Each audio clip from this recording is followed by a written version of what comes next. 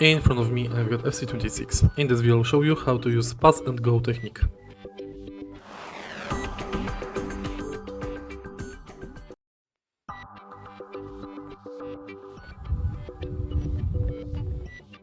To use pass and go technique, you have to press and hold L1 and X. Thanks to this function, the player will pass the ball and then go for the position.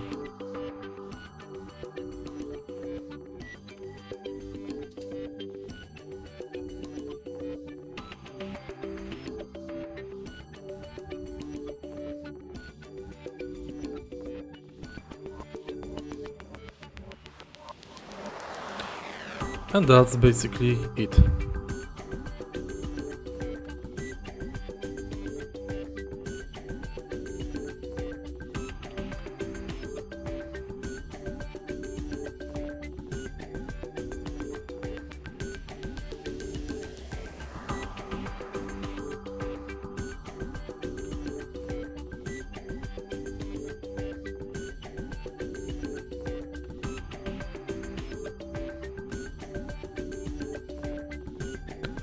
If you find this video helpful, please leave like, comment and subscribe.